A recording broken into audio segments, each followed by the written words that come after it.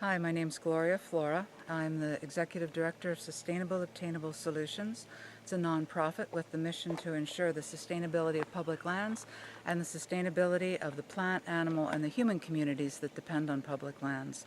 I'm also a member of the Northeast Washington Forestry Coalition, a collaborative that's been around since 2001, and we collectively advise the Colville National Forest on appropriate forest management practices that all of us, members of industry, conservationists, citizens, can all agree that we feel is most appropriate for our lands, most scientifically accurate, and will provide the best opportunity for restoration and revitalization of our public lands.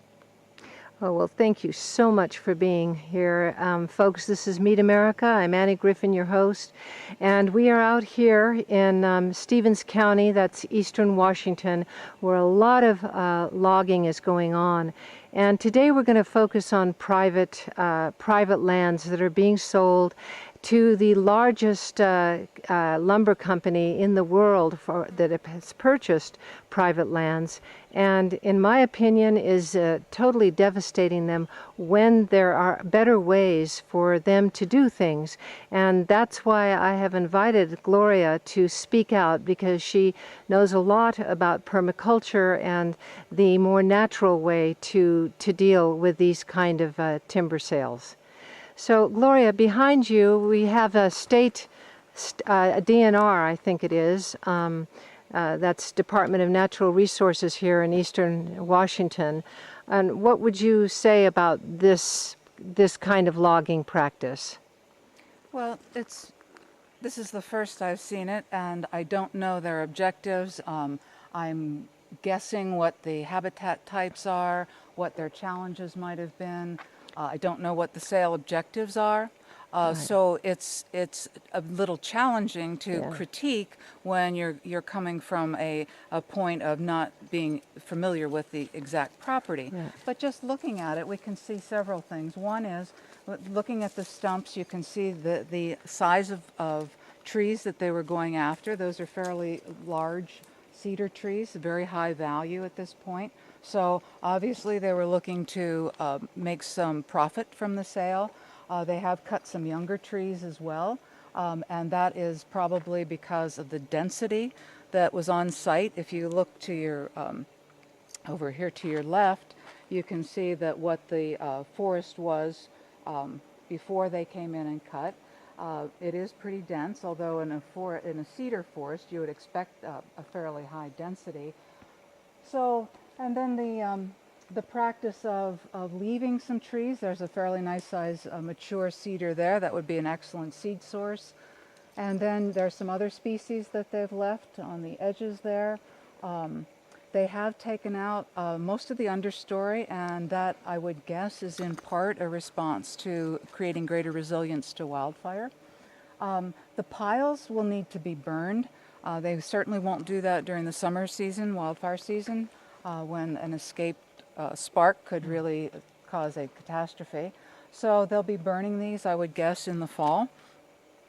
And, you know, I haven't inspected the piles. I see some fairly good sized wood in there. I would question the utilization standards, because some of that wood could be used and not just burned. So I like to see us respectfully use the forest materials that we're cutting, those that are possible to be used. It doesn't look like they have a lot of soil in a pile, which is something that you look for. That would suggest that they were using machine piling and really pushing a lot of soil, which is very detrimental to the site. Not only do we have soil compaction, but we also see situations where we've got we're losing some of the fertility of the soil, the carbon sequestration potential of the soil, because we're shoving the topsoil into piles. I'm not saying that that's what's going on here. I haven't inspected that closely. But, you know, as a landscape architect, when I worked for the Forest Service for over 23 years, we call what they were doing here on this side of the road a Fulham strip, where they leave all of the trees and hope that causes less visual contrast amongst and therefore more angst amongst people who visit the forest and expect to see what they view as a healthy forest. So, I think they could have done a little better cleanup in this area. If you're going to be doing forest management, don't be sneaky about it. If you're following a practice, do it. Put it on the land. And if people don't like it, then perhaps we need to look at why we did what we did. And so, anyhow, but it's certainly an improvement over the devastation that I've seen over the years, particularly in the 70s and the 80s. And that's what we're hoping for. In NUFIC, we emphasize forest restoration. We know that the exclusion of fire has really changed the dimensions and the dynamics of forests, and we're trying to move back to that. Well, I shouldn't even say move back to, because we don't retrogress. We move forward, but we look, how can we do things better? And we know that right now many of our stands are overstocked. It's because of repeated harvest as well as suppression of fire. And we want to reduce that stocking so there's less competition between the individual trees, and so that we have a little more resilience to drought. With climate change, we are seeing very dramatic changes in species composition and the health of our forest. And so we need to be wise enough to think ahead and how we can help those forests be more healthy, and how we can help protect forest soils so they maintain their productivity and their carbon sequestration potential. Okay, we are now entering Hancock Forest Management. It's private land. It's land that they either bought from a private owner and are now devastating. And these are the products they're going to be spraying. Accord, which is glyphosate, Rotary, Emancipar, Oust, Escort, Bronx Max, and Crosshair, all very toxic products. And Hancock will deny that and say that, they're not. But they kill plants, and they destroy their potential to uptake nutrients. So having said that, we're here to ask, are there better ways? Okay, Gloria, I'm asking you, what would you, if you were doing this kind of forest management, what would you use as opposed to those pesticides, those herbicides that I just named? I would use common sense. As we've walked into this unit that was cut probably a couple of years ago or more, there's plenty of openings. We've walked past no less than a dozen small trees that are already growing, some of them as high as 3 feet. Plenty of room. There's opportunities right here. We have a pile where a pile was burned here. That's an excellent place, as long as it didn't get too hot. Excellent place to plant. We've got some good char there, which is really great for the soil. So you could come in here and plant without spraying herbicide. Look at the seedlings. Those will all die, won't they? When they aerial spray. Yeah. So everything goes. And yeah. So if they also, by leaving good seed sources, there's a few decent trees they left, not a whole lot, but they're providing plenty of seed source. Look over here at this. Yeah. Right here. Why would you want to plant any denser than we already see right here? There's right. lodgepole coming back in, very nice spacing. There's some nice larch over there, and it's Doug fir.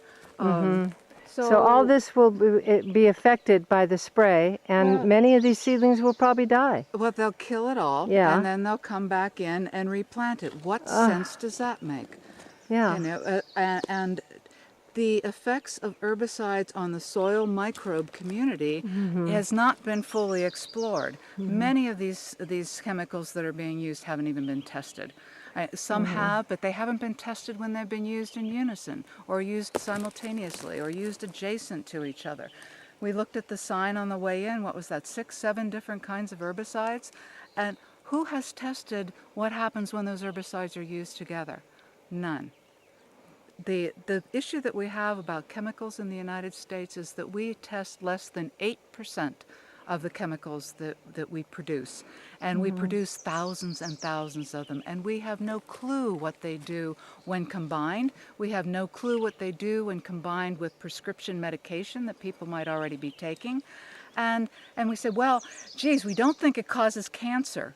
Well, It does. The World Health well, Organization, we- yeah. we know that, but when you say, well, you're not going to get cancer, oh, well, no, you just may become a celiac, unable to digest gluten, you may have vision problems, hearing problems, Alzheimer's, whatever. Don't just test for cancer alone. There's a lot of other maladies that people suffer from in increasing numbers, and we pretend that it's just natural to have these kinds of illnesses in this day and age. No, there's something else that's contributing to that. And I go by the precautionary principle. If you can't prove that it's safe, then don't use it. Well, they've already proved it's not safe. Exactly. And, so why are we doing this? And also they've proved that when you aerial spray, the drift can go up to 5 miles. Oh, yes. Even longer. It depends how much wind there is. Even a 5-mile-per-hour wind can bring the drift to our communities, as well as the water. When it rains, it goes into the soil. There's little capillaries that then go to the lake, that join other streams and all that. So, yeah, I mean, this is a crime against nature, in my opinion. And I just hope that people contact Hancock Forest Management, the largest lumber company that is buying up private lands, and say, you can do better and you need to do better, and we are not going to buy from you. The sad thing is this is so old-fashioned. This is so obsolete, this way of timber management, that it really startles me, frankly. Yeah. You would think that public land management and forest management on public lands is probably the slowest to adapt to new technologies, and yeah, probably. But then I look around and I see things like this, and it's like, where have they been for the past 20 or 30 years? Well, they've been probably investing in Monsanto. You see all these companies invest in each other. There's probably some symbiotic relationship there, but it's absolutely unnecessary. You could avoid the cost of manufacturing of those chemicals and the impacts that it has on the chemical workers. You could avoid the carbon footprint of transporting those chemicals, the carbon footprint of spraying those chemicals, the unintended consequences of the drift and the chemicals going places where they were not necessarily intended. What is the benefit?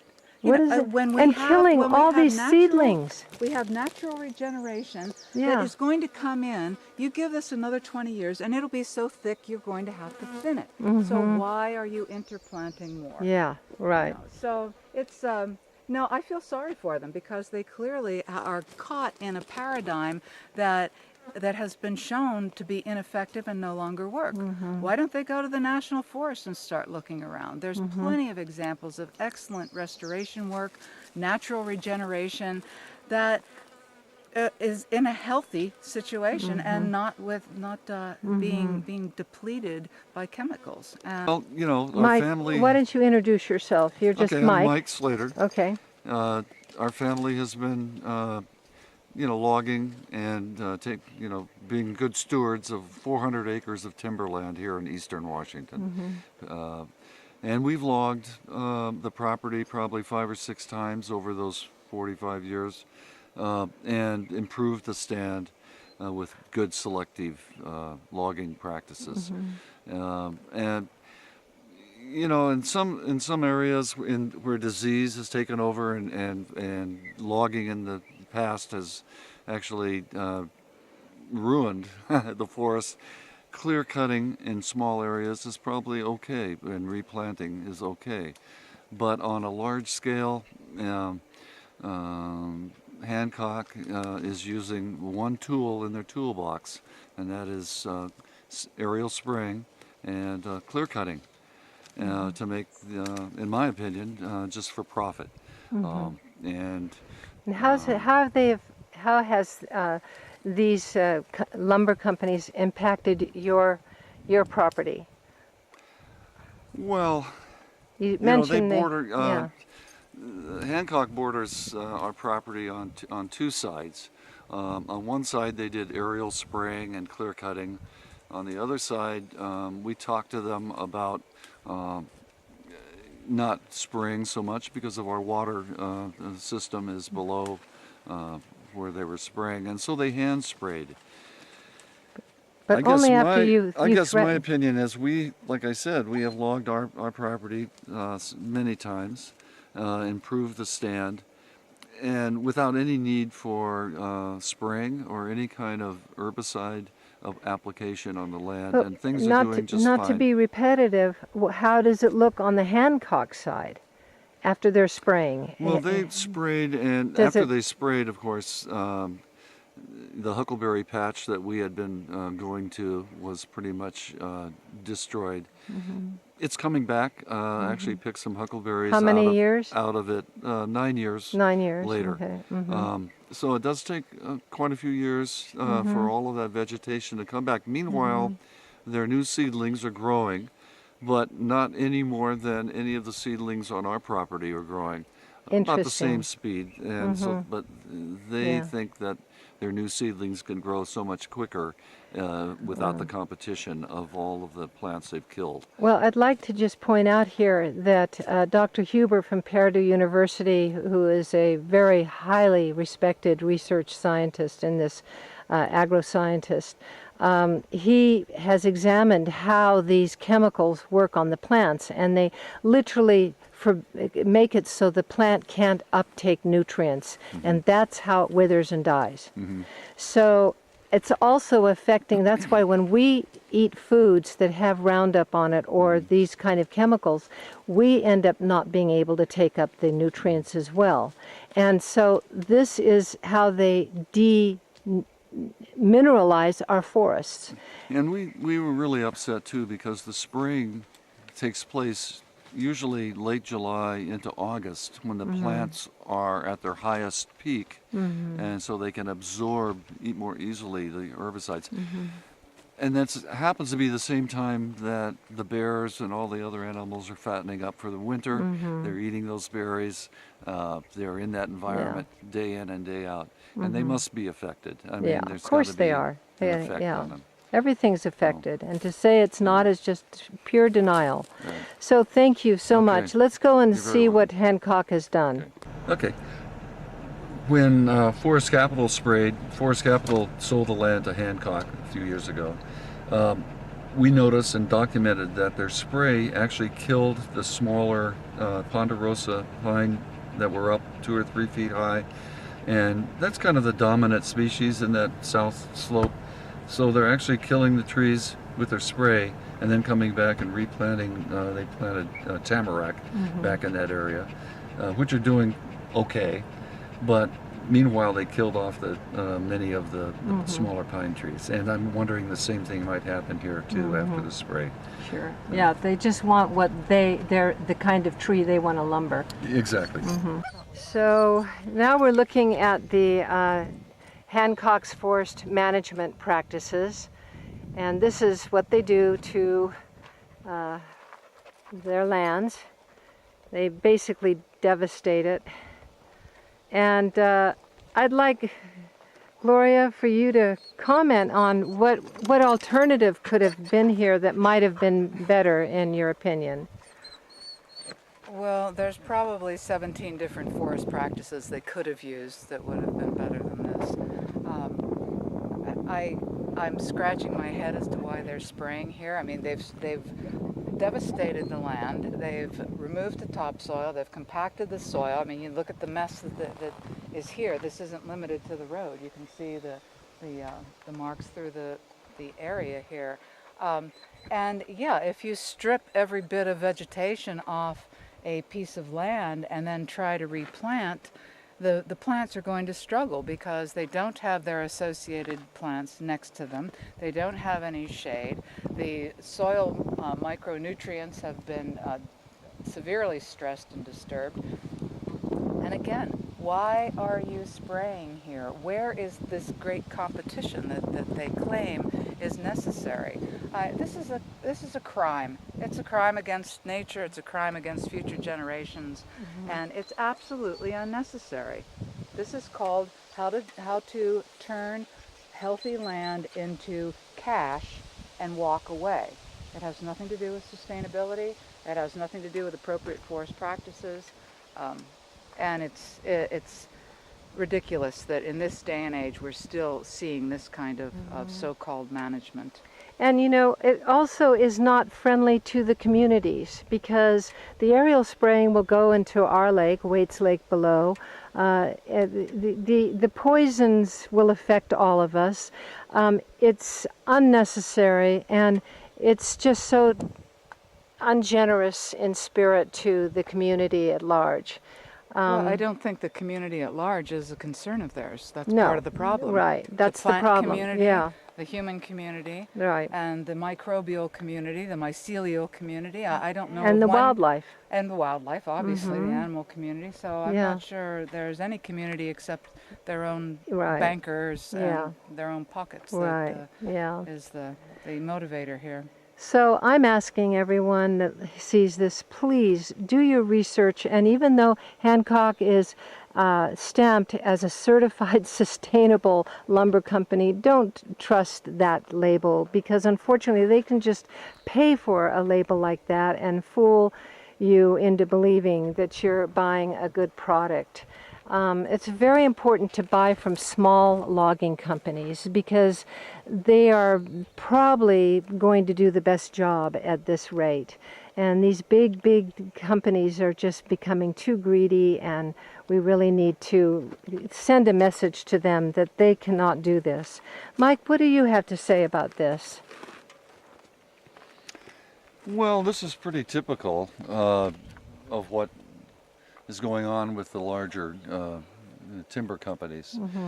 They're maximizing their profit by getting as much timber off of their lands as they possibly can in the shortest amount of time, so their investors can get a return on the timber. It's a you know it's a timber. I can't think of the word right now. Yeah. Investment, I guess you could say, timber investment organization. So people are investing in timber as a way to invest their money in the future, and they want to return as soon as they can. Right. And so this is what's happening out here in Washington. Right. And you got to remember, these people that are running the company are from Boston. They're not from the Pacific Northwest. And they cite the Sustainable Forestry Initiative as something that they espouse to, when really they're doing just the opposite. And they're not making our forests sustainable. So on their site, you've gone to their site and you have read that they believe in sustainable forestry. Oh, of course. Oh, yes. Okay, so this is their idea, folks. On their website, if you go to Hancock Forest Management Company, you're going to see them expounding how they care about the environment and they care about the communities. They care about everything. And then you're going to see, here's the truth. Here is the truth. We are at their site here in Eastern Washington, Hancock Forest Management. This is their site. And so who are you going to believe? Are you going to believe a little reporter that comes out here with the local folk to bring the real truth to you? Or are you going to believe their fancy website? That's why we're here, to bring you the truth. The truth is, part of the truth is that this is going to come back. It might take 50, 60 years. Maybe my grandchildren's kids will see this. It'll be a forest, maybe, at some point in the future. But in the meantime, we have the destruction of this habitat and the forest. And it'll never be really a forest again as it was before, because of course a forest is a combination of aged trees, young trees, different species, and they're basically, when they're replanting one species of trees, so they'll be a same age forest. And we saw this on the Carpenter Road fire last year before last, that where the fire burned through where they had planted their trees 7 or 8 years before, there was a crown fire, but the crown was only 15 feet high, and it took out every tree that they had planted, because there were no older trees that could withstand that kind of That's heat. right. You know, when I was interviewing Julia Butterfly in Humboldt County many, many years ago, a logger was trying to prove to me how important it was to log and clear cut. And so we went on the top of the mountain, and there, sure enough, it was all fire devastation, but there was one green patch. And it looked like it was maybe 5 acres. And I said, how come that's still green? And he said, oh, that's an old growth. It didn't burn. And I thought, that's the proof right there. Right. If you leave the old growth trees intact, they're going to protect the forest from this heat generated by the debris below. Sure. And most small loggers that make a living in this county will come back to an area and log it again 5 or 6 years later. That's how they make their living. They don't take every tree out the first time. They'll never come back to that area again to log. So, and logging is a very important economic aspect of our county. So we have to respect the people that are out doing it. The problem is that when somebody comes in with a big corporation that owns millions and millions of acres, and they want to make the bottom line the best they can, and this is what happens. And they're taking jobs away from the smaller loggers that are actually doing a much better job. And part of it, you know, is the mechanization of logging.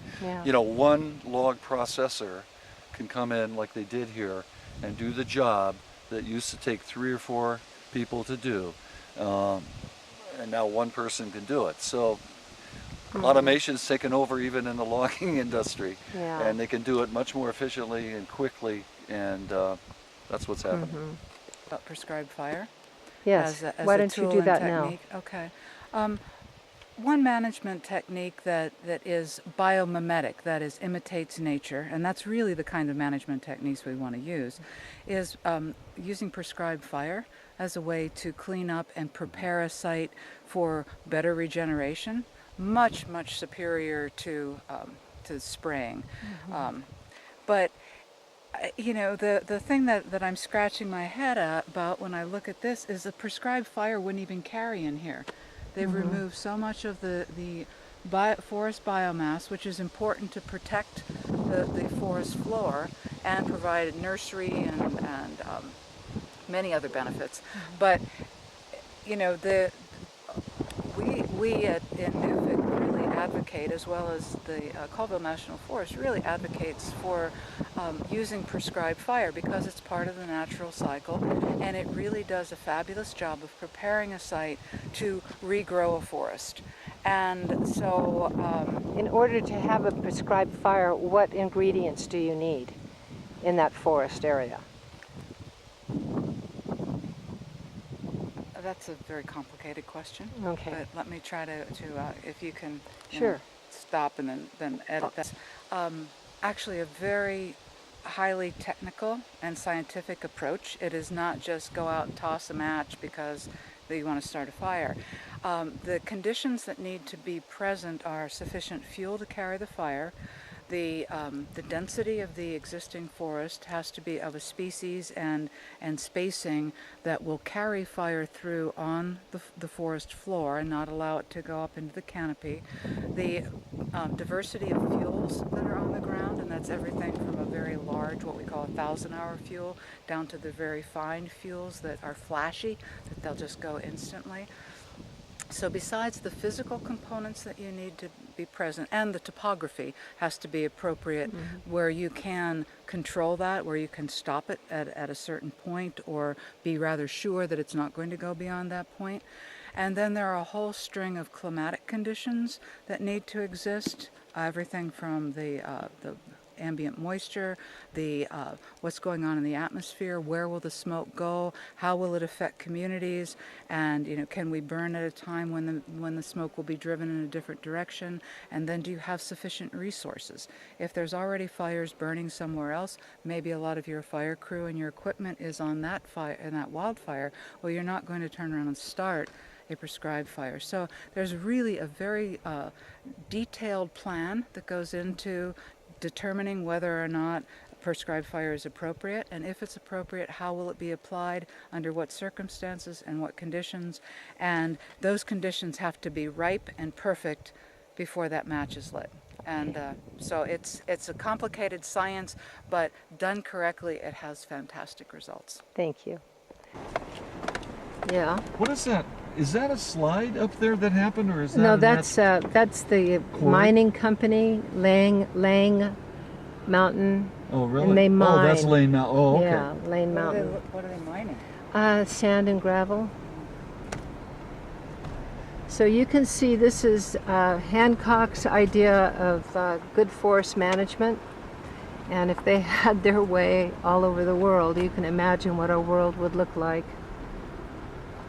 And as Gloria pointed out, I mean, here they want to spray, but there's really nothing to spray. It's already dead. Everything's dead.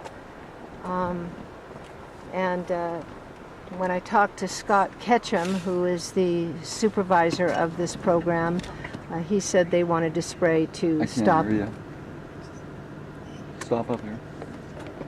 Okay, so here we have a water source, a draw, as Gloria says, and they're going to be spraying right on this draw that eventually leads to the Colville River and Waits Lake, my lake, where I get my drinking water from.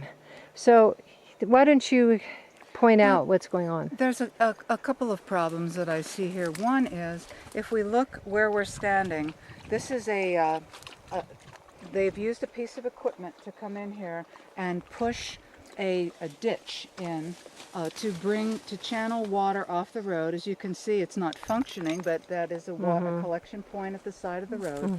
And they were attempting to drain the water, which is full of sediment, off that road and going right into this wetland.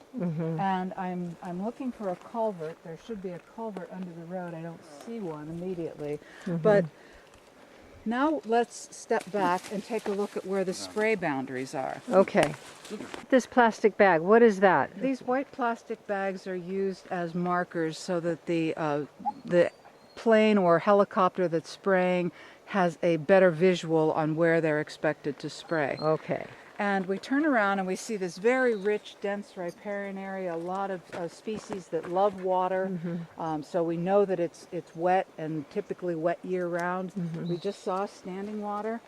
But then we start to look for these plastic bags because, of course, we would not expect them to be spraying right in the waterway. But look, here's a plastic bag right here. Right. There's one there. You can see it goes along this way. Yeah. And then when you look on the other side of the drainage, you can see bags very close to the drainage. These are they've probably been measured, but can you really tell me that you can spray one side, spray this side, and not have anything drift into the waterway? That's absurd. Yeah. I mean, you know, I wasn't born yesterday. Right. Right. I understand spray and Yeah, movement of yeah. air. You know, so it's very surprising that we would still be allowing these kinds of practices, much less consider them sustainable. Well, here in the Department of DNR, Department of Natural Resources, in my opinion, is just beholden to the timber industry, as I witnessed last year in my video, Sacred Forest, where I invited a DNR public relations person from Eastern Washington, from Stevens County, and I asked them, is this good forestry practices? And he said, yes, it was, and it was just 3 buffer trees next to a fish-bearing stream.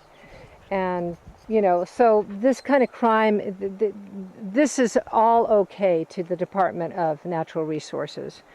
And I don't think they would have any problem with this. But I'm going to call them and ask them to come up here and look at this, because apparently Scott Ketchum told me they were beholden to the DNR. Yes. So that will be interesting to see. Our rules, forestry rules, were written in the 50s, 60s, 70s, and the larger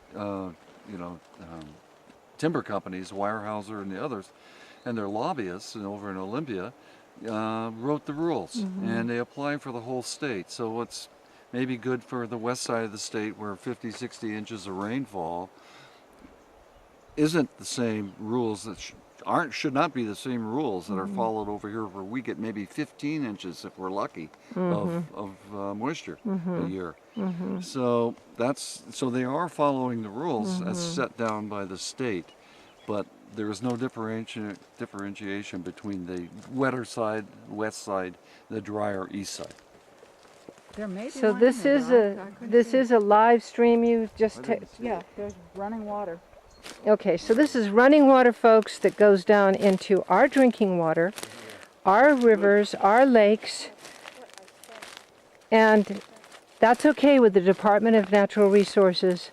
That's okay with Hancock Forest Management. Shame on them.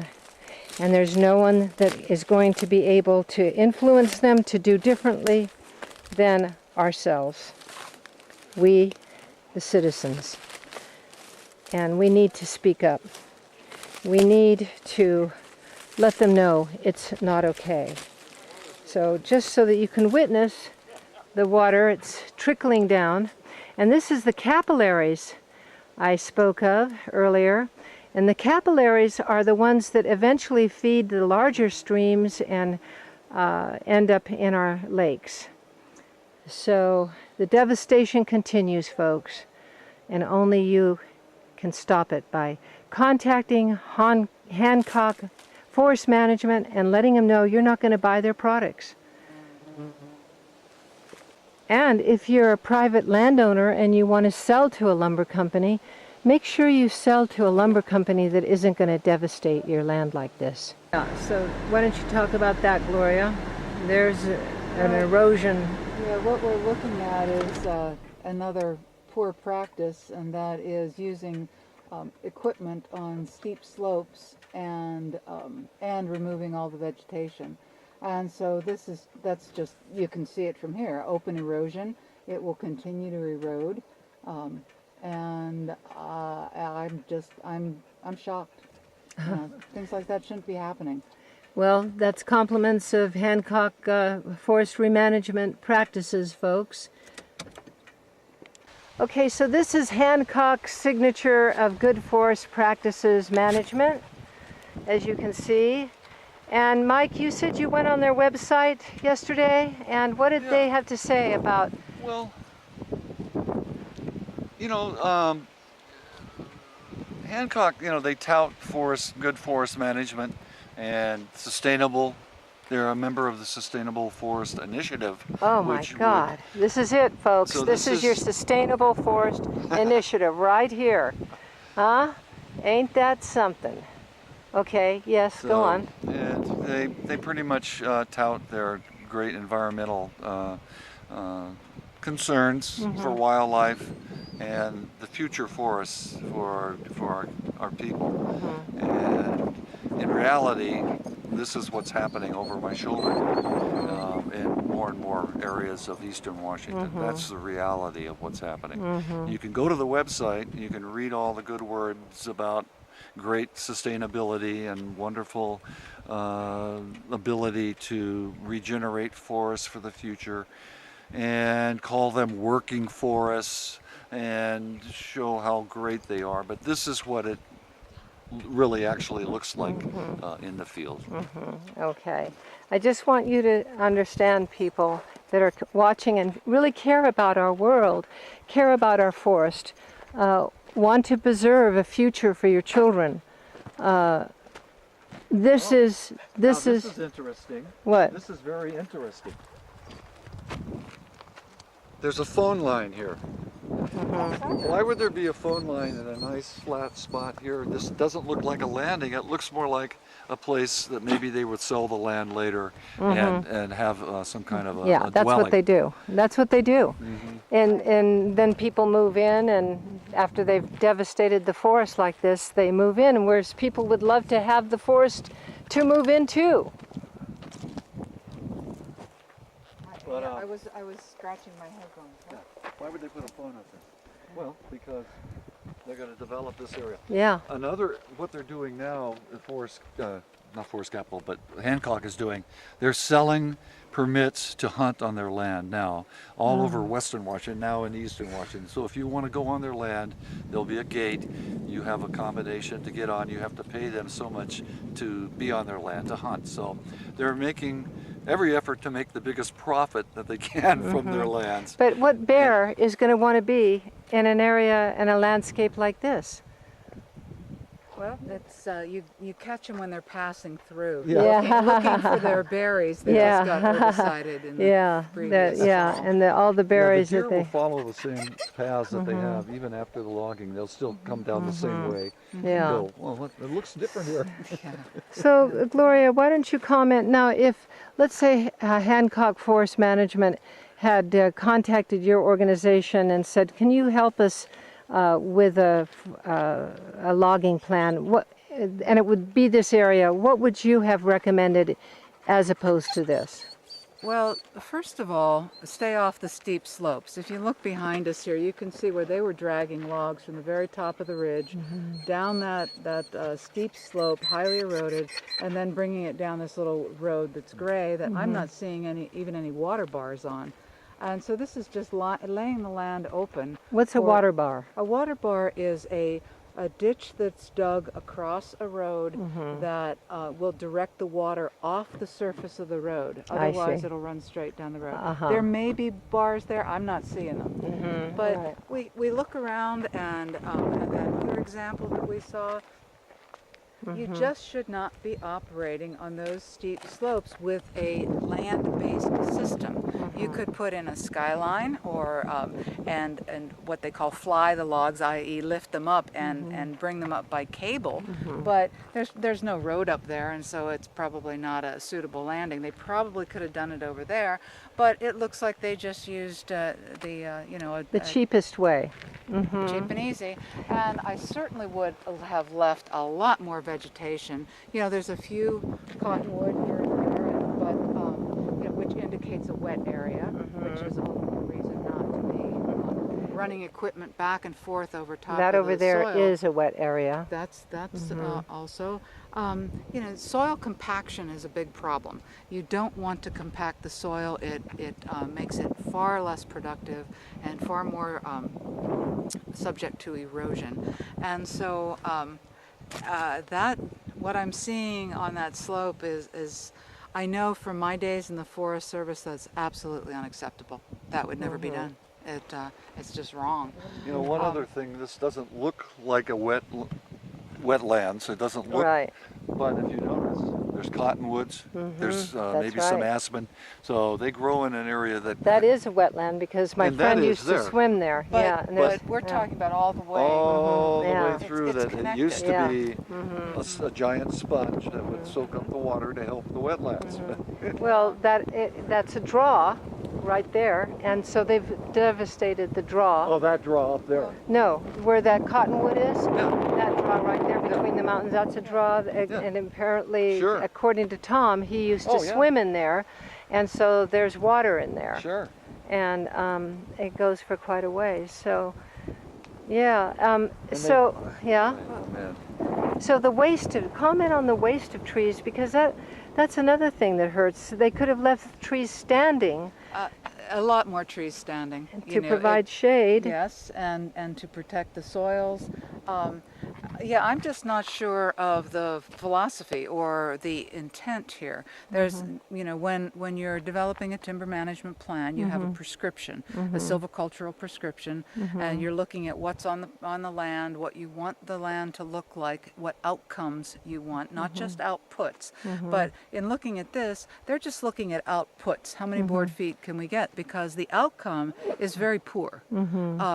The by an outcome we mean wildlife. What's the wildlife habitat look like? What condition is the soil in? How much fuel is on the ground?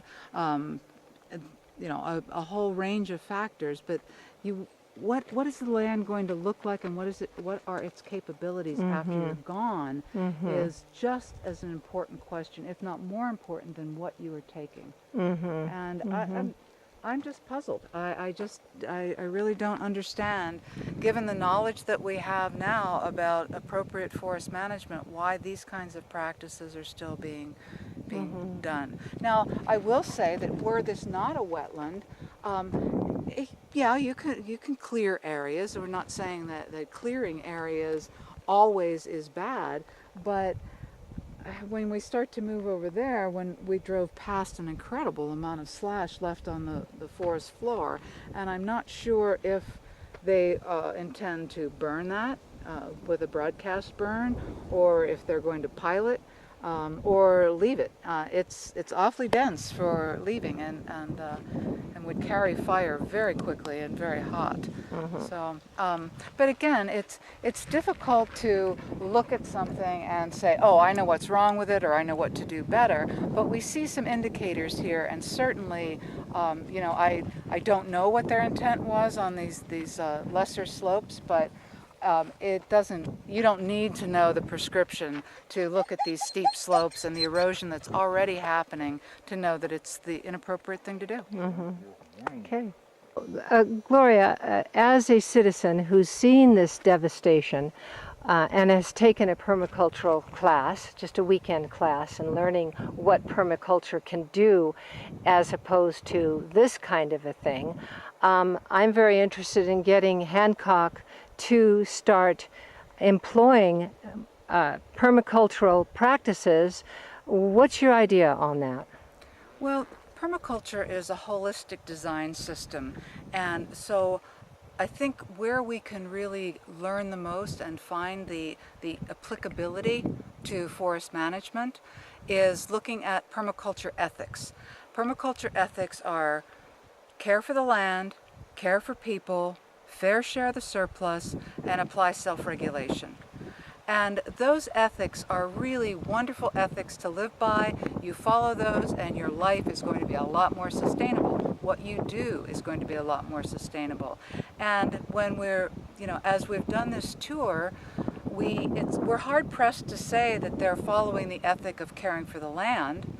When we look at the potential devastation in the watersheds, as far as the sediment load and as far as spraying, as far as the visual disruptions and lack of aesthetics of what they're doing, and aesthetics are critically important to people, then we can't really say that we're noticing that they're caring for people. Now, they are supplying a product, but it's a product that can be supplied in a much more sustainable way, and we have a lot of examples of that.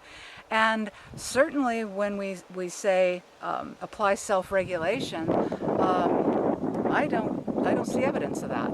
And so yes, I think that if we look at sustainability through the lens of permaculture ethics, we could say that it would be really helpful if those were applied here. Thank you. All right. Gloria, in the final note, why don't you tell us a bit about biochar, is it?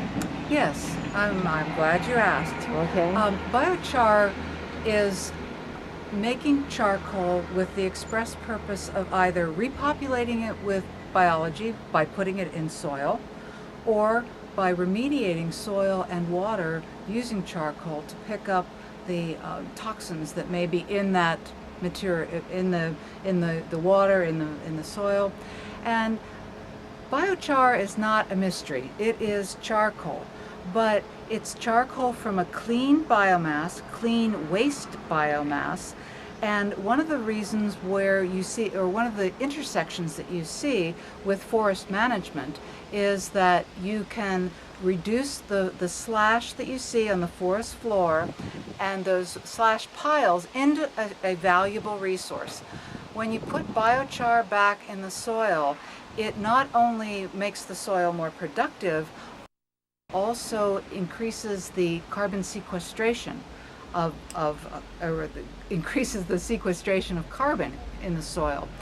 And we call it sequestration, and rightly so, because it lasts for hundreds to thousands of years. And the way that we discovered the beauty of char in the soil was looking at the Amazonian soils. In the book 1491, we read about these huge cities that were along the Amazon River. And originally, the explorers that saw those cities were thought to be crazy, because it was believed there was no way you could possibly grow enough food to feed that many people concentrated in one area in a jungle, because jungles are notoriously poor soil. The surface of the soil has a lot of organic matter, and that grows a lot of stuff, but the soil itself is so leached of vital nutrients by the excessive rain that it really truly is not productive.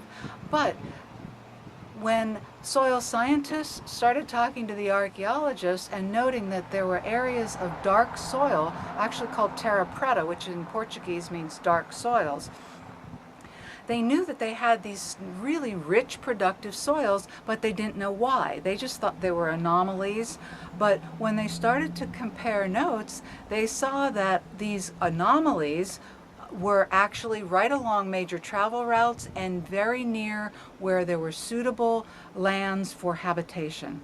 And so what we've realized since is that by exploring these soils, digging soil pits, looking at the composition, that these are anthropogenic soils. They were created by people.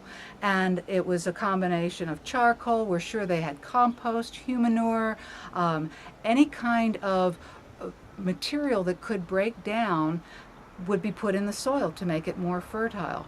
And those materials that couldn't break down through normal composting could be burned, and that created charcoal. That charcoal was added to the soil.